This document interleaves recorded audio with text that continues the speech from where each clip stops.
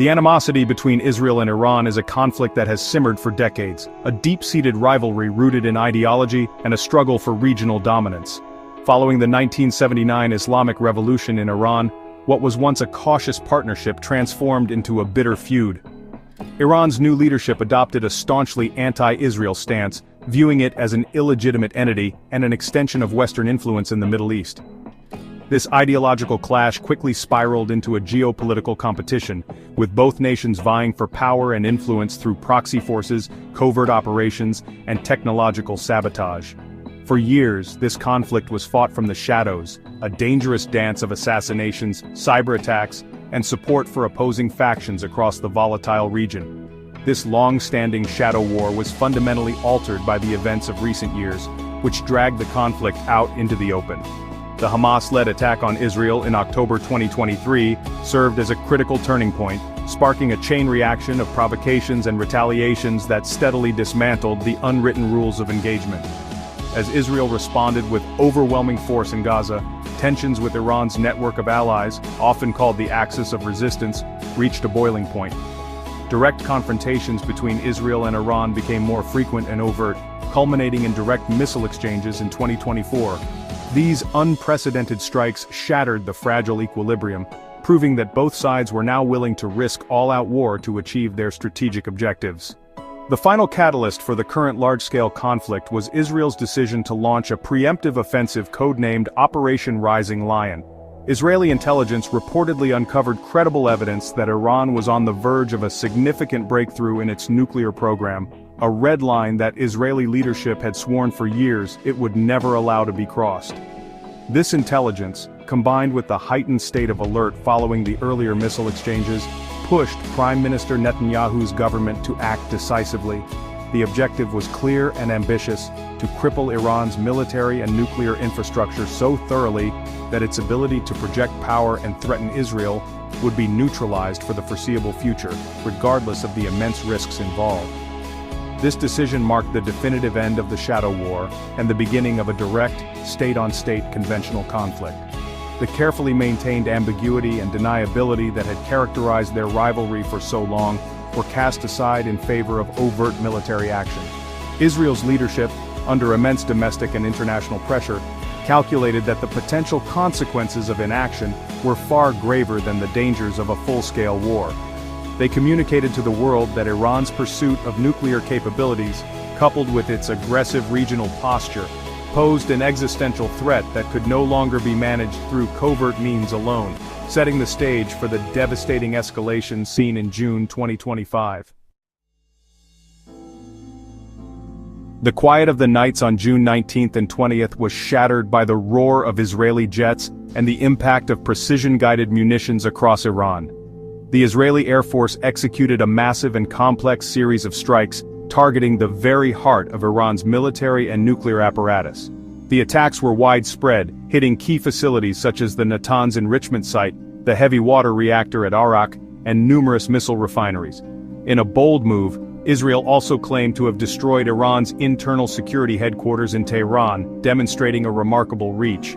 The Israel Defense Forces stated that over 20 distinct military sites were struck, a clear message of its intelligence capabilities and air superiority, maintained through over 600 aerial refuelings. Iran's response was swift and furious, aimed not just at military targets but at the heart of Israeli civilian life. The Islamic Revolutionary Guard Corps launched a volley of ballistic missiles toward major Israeli population centers, triggering air raid sirens in Jerusalem and Tel Aviv. The intent was to inflict a painful psychological and physical blow. One missile tragically bypassed Israel's air defense systems and scored a direct hit on the Soroka hospital in Beersheba. While Iran later claimed its intended target was a nearby military command headquarters, the strike on the medical facility caused immense suffering, injuring over 200 people and turning a place of healing into a scene of devastation and chaos. The humanitarian consequences of this exchange have been severe and are growing by the day. In Iran, human rights activists based in Washington report a staggering death toll of at least 639 people from the Israeli bombings, a figure much higher than the official government report of over 240 killed and nearly 1,300 wounded. In Israel, the Iranian missile attacks have killed at least 24 people and rendered more than 5,100 homeless. their homes destroyed or damaged beyond repair. This reciprocal violence has created a climate of fear and uncertainty, forcing ordinary citizens on both sides to bear the brutal cost of their government's conflict, trapped in a cycle of attack and counterattack. In response to the escalating violence, both nations have taken drastic internal measures. Iran imposed a near-total nationwide internet shutdown to control the flow of information and suspended all commercial flights, isolating the country from the outside world. Its security forces also arrested 24 individuals, accusing them of spying for Israel. Meanwhile, Israel has closed its main international gateway, Ben Gurion Airport, to all civilian traffic. Foreign nations are scrambling to evacuate their citizens from the region, with countries like Australia and India organizing complex repatriation efforts. The conflict has not only ignited the battlefield but has also profoundly disrupted civilian life, creating a deepening crisis across both nations. The United States, Israel's most powerful ally, finds itself in a precarious position, balancing its ironclad commitment to Israeli security with the immense risk of being drawn into a wider regional war. President Trump has adopted a posture of deliberate ambiguity, announcing that he will make a final decision on direct American military intervention within 2 weeks. He has publicly stated that the United States will never allow Iran to acquire nuclear weapons, a declaration that keeps all options on the table. In preparation, CENTCOM Commander General Michael Kurilla has reportedly prepared detailed military plans which include the potential use of powerful bunker-buster bombs required to destroy Iran's deeply buried Fordow nuclear facility. This looming decision has ignited a fierce debate within the U.S. government, exposing deep political divisions on the use of military force. In Congress, leading Democrats like Representative Joaquin Castro are demanding that any direct action against Iran must receive congressional approval under the War Powers Resolution, arguing that the president cannot unilaterally take the nation to war. On the other side, Republican leaders like Senate Leader John Thune have affirmed the president's authority to act swiftly and decisively to protect American interests and allies. This political split is mirrored in the American public, with recent polling showing the nation nearly evenly divided on the approval of Israeli strikes against Iran. While Washington deliberates, international diplomatic efforts are in full swing, desperately trying to pull the region back from the brink.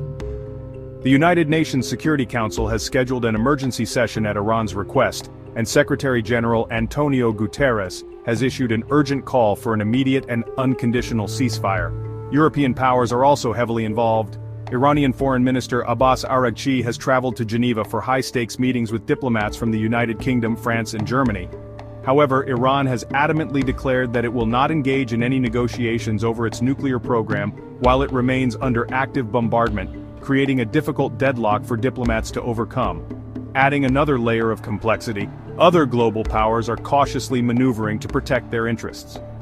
Russian President Vladimir Putin has publicly called for a peaceful resolution, while also confirming that Israel has provided assurances for the safety of Russian engineers working at Iran's Bushehr nuclear power plant. Meanwhile, the International Atomic Energy Agency, the UN's nuclear watchdog, has complicated the narrative used to justify the strikes. Director General Rafael Grossi recently stated that while Iran's program is advanced, the agency has seen no definitive evidence that Tehran is actively pursuing the construction of a nuclear weapon, a finding that challenges the core premise of Israel's preemptive war. A striking feature of this conflict is the conspicuous absence of Iran's traditional allies, the so-called axis of resistance. This network, which includes powerful groups like Hezbollah in Lebanon, various militias in Iraq and Syria, and the Houthis in Yemen, has largely remained on the sidelines, leaving Iran to face Israel's military might alone. Hezbollah, still recovering from the intense fighting it endured in 2024, appears hesitant to open a new front against a fully mobilized Israel, though its calculus could change if the United States intervenes directly. This lack of support marks a significant strategic failure for Tehran, which has invested heavily for years in building this alliance as a key pillar of its regional defense strategy. The reasons for this inaction are varied, and reflect a shifting regional landscape. The militias in Iraq and Syria, for instance, have become increasingly focused on consolidating their own domestic political and institutional power, making them reluctant to be drawn into a devastating war that does not directly serve their immediate interests. The Houthis in Yemen have launched some long-range missiles as a show of solidarity, but these actions are widely seen as opportunistic and serving their own strategic goals rather than a coordinated effort to aid Iran. Their capabilities have also been significantly degraded by previous Western-led attacks, limiting their ability to make a meaningful impact on the conflict's trajectory.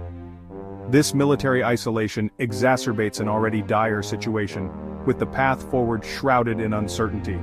The conflict currently stands at a dangerous crossroads. If diplomatic efforts fail to secure a ceasefire, the region could plunge into an even more destructive phase. A direct U.S. intervention, particularly with the use of bunker-buster bombs against facilities like Fordow, would likely trigger Iran's threat of an all-out war, potentially engulfing the entire Middle East. Conversely, if Israel continues its campaign without American involvement, it risks a protracted and costly conflict that could exhaust its resources and further destabilize the region without any guarantee of achieving its ultimate strategic goals. The immediate future will likely be defined by a tense interplay between military escalation and diplomatic pressure. The next 2 weeks are critical, as the world awaits President Trump's decision. A de-escalation could see a fragile ceasefire take hold, though the underlying tensions would remain unresolved, setting the stage for future confrontations. However, if the attacks continue and expand, the humanitarian toll will undoubtedly climb, and the risk of a regional conflagration, one that could draw in global powers and disrupt the world economy, will grow exponentially with each passing day. The fate of millions now hangs precariously in the balance.